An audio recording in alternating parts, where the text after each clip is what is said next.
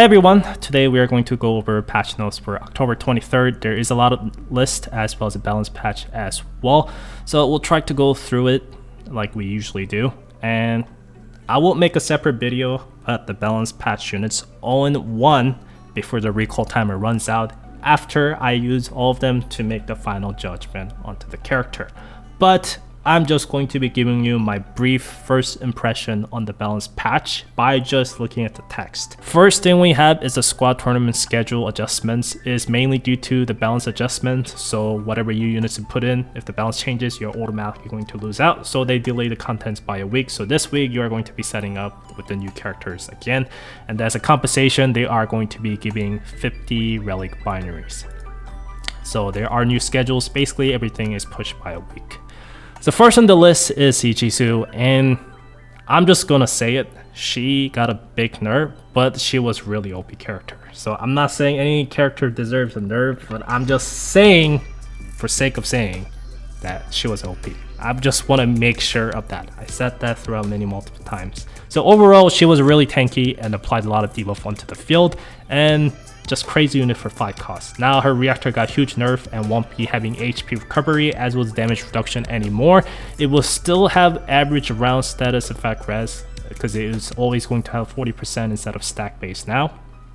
And it will have other debuff against the ranger, striker, and sniper units as well with the reactor. Personally, I think it won't change her usage that much throughout PB contents. You never really used her beside the jungle stages before as well as after reactor. So if you plan to clear dimension trimming jungle, you can still use a Ichiu, and once you clear all of that to 20 floor, I think you can recall her for some other characters and use that instead. The bottom line is I don't think we'll see Ichiu anymore throughout PvP. In my personal opinion, things could change. Maybe she will get upped. Then I can see her bring back to the PvP. Maybe if she gets reactor level 2 to get some additional ability for debuff side, maybe she's playable with the 5 costs, but we'll see. But the main thing I think for PvP right now, unless she gets upped, I don't think we'll see her. So yeah, big nerf. Next part is Dino, and past 30 minutes I've been actually going through and trying to record this character part, but it's not working out. So I'll just shut up and just give a very brief summary. I will actually have to test the units in PB contents to see how much the nerf it actually affects in some of the content that it is being used right now, like dive. But for PvP, I can straight up say it won't be the same unstoppable monster that it is right now. It can be played with the one band. There are not that many characters, or there is almost no character that can play with one band right now in PvP, and Dino definitely was one of the characters that could be. So just saying, to just go over how OP Dino was, and with this nerfs, I don't think Dino will be like that anymore in PvP contents. That's straight up, I think it's a fact, just by reading the thing with the mechanic changes with the immortality buff, how it works now. And for PvE contents, just looking at the kits and changes, I think if you stack up enough attack speed against some of the contents, it might be still having somewhat similar effect where it just keep tanking in front of it and doing its damage. We have to see, but I think you will have to get really high attack speed on it, not just from the gear itself, but also from like operator passive skill and the ship like New Detroit as well as some other character that gives a buff.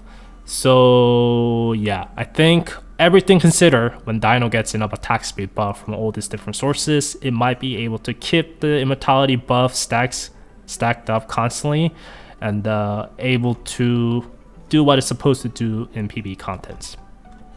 But yeah, it won't be such an easy unit to use anymore, that for sure. I can guarantee you that, but we'll see. When it comes to recall options, I think it all depends how good this character still is in the PvP contents. I think if you're looking at the PvP, that's easy to recall. Then again, it's always been banned.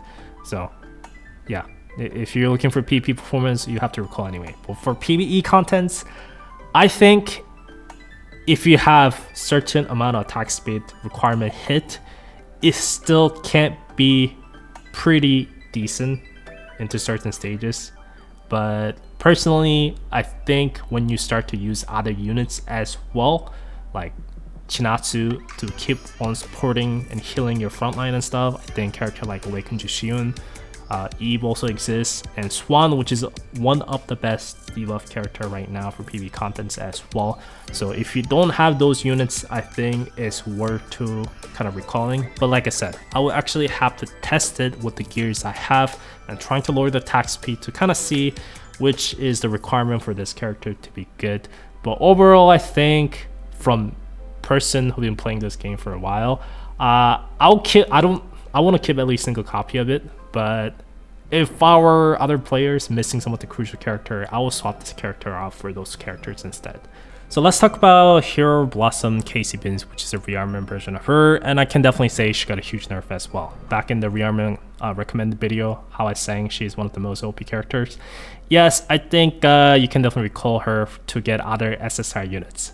I'm not sure if there's other better SSR 3-cost defender though. I think if you compare it with the other 3-cost SSR defender, I think only competition she really has for PB content is probably Alex. I think Alex is probably a little bit better than her now throughout PB contents and maybe PvP as well. But we'll actually have to see. I think this new Iron Defense might be much more better into blocking some of the strong burst character in a PvP, but that's almost pretty useless in PvE contents, I think. So I think she is probably going to be still somewhat decent character for PvP, but it won't be a character anymore that everyone's going to be running whenever it's no ban. I think we might even see a week where she does not get banned at all. So we'll actually have to see. So I will test her, but I can definitely see you trade this character for other SSR units. But yeah, if you have the normal KC, she's also getting her immune to damage changed to Iron Defense as well. So if you have normal KC, I guess you can trade that for additional SSR units. Next on the list we have is the 2K rearmament version as well as a regular one, and they got simple nerf, which is the HP nerf. Got nerfed in the past and getting nerfed once again, so this is the character they're getting nerfed for the second time.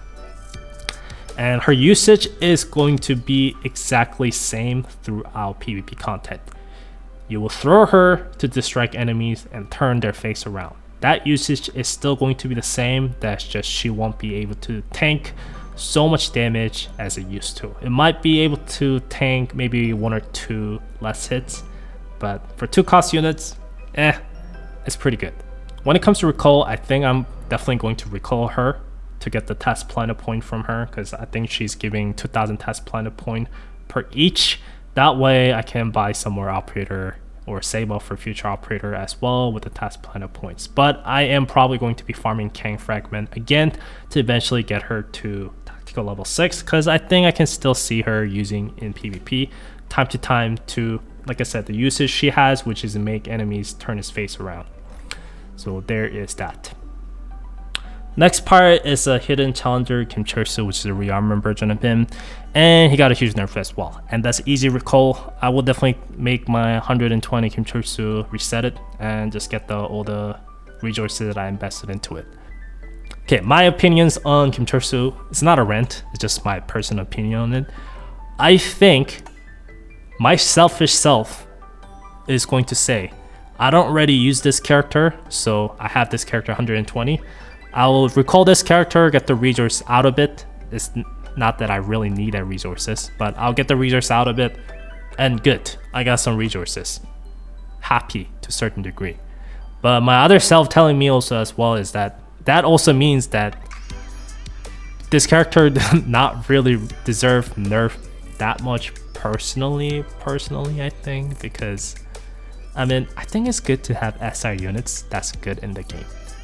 Still, he was better than pretty much all other 3-cost SSR defenders, maybe except the rearmor Alex, maybe except the KC before the nerf kind of thing. So he was really OP for SR units, even the rearmament stats. But I think that's okay, because it's maybe okay to have one character.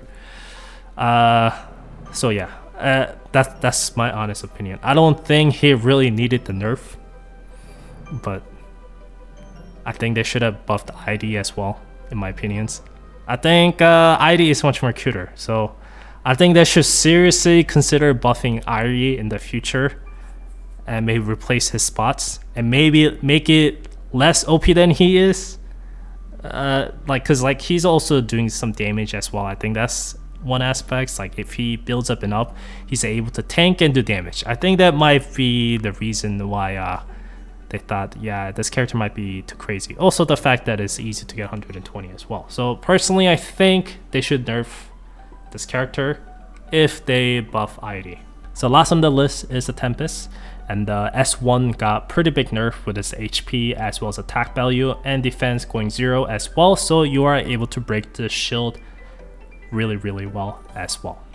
And it won't have a stun ability anymore, so I don't think there's much point of throwing the shield in front of enemy space to like stop them from using skills and such, so you can't really use that tactics anymore.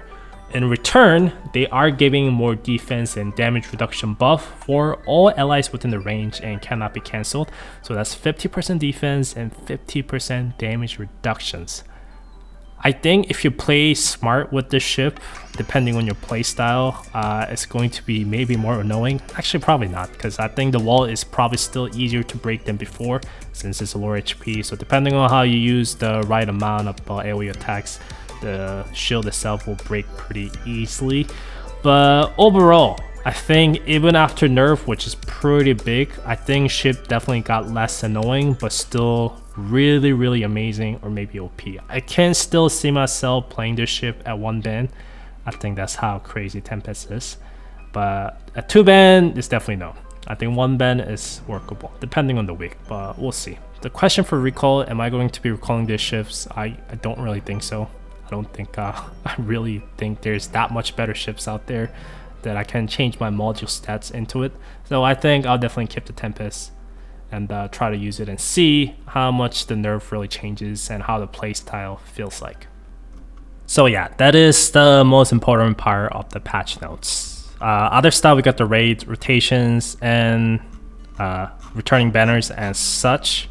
And the substream event, they're doing Fallen Floor resource drop as well, and then they're also adding the pure possibility in there as well. So I guess if you want to get one of those pure possibility, this might be a good time to farm and do that as well. And I just have to mention that they're giving 50 pulls as well as a 200 relic binary and 150 set binary. I guess it's to like, I don't want to say compensation, but it is kind of like extended compensation for balance changes because it is a nerf. And honestly, like I said in the past, nerf is not a common thing in gacha games. Like, there is a reason why developers for most of the games just will buff or release new OP character to kill the next OP character kind of thing. I think that approach is better to a certain extent.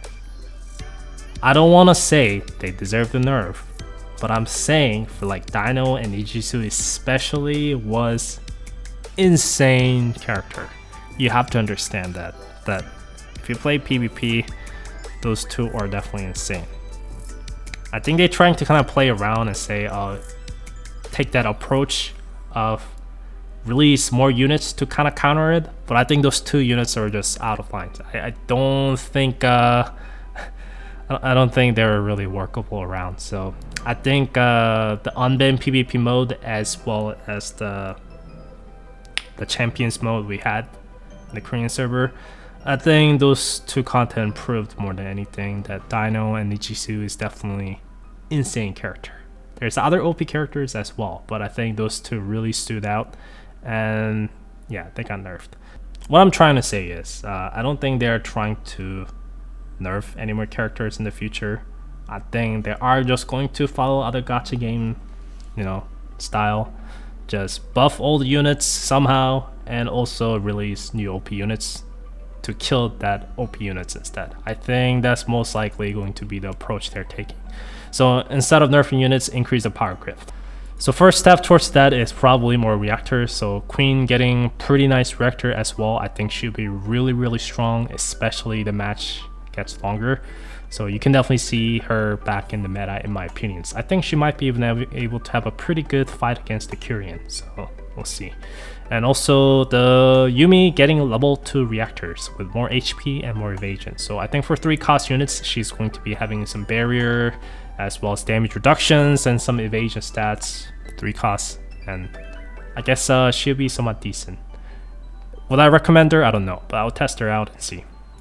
Bottom line is, I think they will definitely take approach of just buffing existing and making new units play the core parts to counter other existing OP units or certain situations, because I think that's definitely what other gacha games do, and that's probably have a less complaints. Like I said, I'm a believer that power creep is better than like balance adjustment personally, because I think power creep is more fun. It's more fun if it is not too much, you know, power creep steady by steady, making also outdated unit come back to the meta. That's definitely more fun than the trying to kill OP units that way. But then again, I guess if you kill OP units, at least you get a recall compensations, where if the new OP character comes out and kill that character, same thing as nerfing the character, but the character will be just left in the dust. I don't know. I really don't know. There's no right answer for me, but yeah. What I predict is that we won't be able to see the nerf anymore. That's what I'm predicting. And the last one I missed is that they're adding 2 new voices, or the 4 is the Awakening Shifuyu and her skin voice line, as well as a Karin and her skin voice line as well. I saw the just nice reaction from the Japanese players that, wow, more Japanese voices are coming. So we'll see. I think they deserve it. But yeah, thanks for watching this long video. It took me a few hours to actually just record this commentary. Maybe I'll talk about it in other times, but yeah. I've been just having some issues, but just don't worry about it for now. I'll take care of it. But yeah, thanks for watching. I'll see you guys next time. Take care.